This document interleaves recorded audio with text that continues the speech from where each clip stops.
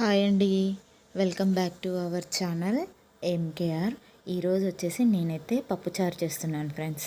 ఇంకా స్టవ్ మీద అయితే ఒక గిన్నె పెట్టేసుకొని 2 టేబుల్ స్పూన్ల ఆయిల్ అయితే వేసుకున్నాను.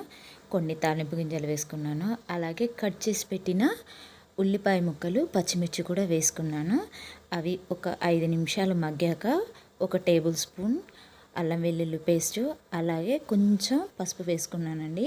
పప్పు ఉడికిచ్చే ముందే నేను పసుపు ఉప్పు వేసి ఉడికిస్తాను. ఇంకా అలాగే చింతపండు కూడా నానబెట్టేసుకున్నాను రసానికి. ఈలోపు ఇది ఉడికేసరికి మనం కట్ చేసి పెట్టుకున్న ములక్కాడ ముక్కలు, బెండకాయ ముక్కలు, టమాటా ముక్కలు కూడా వేసుకుంటున్నాను ఫ్రెండ్స్. అన్నీ ఒకేసారి తాలింపులో వేసుకుంటే అవి మగ్గడం వల్ల చాలా టేస్ట్ ఉంటుందండి. వీటితో పాటు కొంచెం సాల్ట్ కూడా వేసుకోవాలి ఫ్రెండ్స్. వేసుకొని ఒక 5 మినిట్స్ ఉడకనివ్వాలి. ఉడికాక మనం కలిపి పెట్టుకున్న పప్పు, అలాగే చింతపండు రసం 2 ఇందులో పోసేసుకోవాలి. పోసేసుకొని మనకి రుచికి సరిపడా కారం, ఉప్పు వేసుకోవాలండి. ఒక్కోసారి అయితే నేను పచ్చిమిర్చి కారంతోనే చేస్తాను. ఎక్కువ పచ్చిమిర్చి వేసేసి కారం వేయకుండా చేస్తాను ఫ్రెండ్స్. ఈసారి అయితే కారం వేస్తున్నాను. ఎక్కువ కారం లేకుండా లైట్గా ఒక టేబుల్ స్పూన్ కారం అయితే వేసుకుంటున్నాను రుచికి సరిపడి. అలాగే పైన వచ్చేసి కొత్తిమీర, కరివేపాకు కూడా వేసుకున్నాను.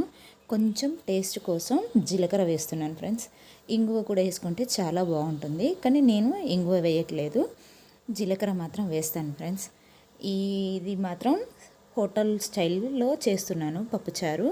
ఇంకా పప్పుచారు పొంగు రావడానికి, తొందరగా పప్పుచారు అవ్వాలి అనుకుంటే ఫ్రెండ్స్ ఒక చిన్న టిప్ చెప్తాను. ఇందులో గిన్నె పైన మూత పెట్టేస్తే ఎమ్మటే పప్పుచారు ఉడికిపోతుంది, పొంగు వచ్చేస్తుంది.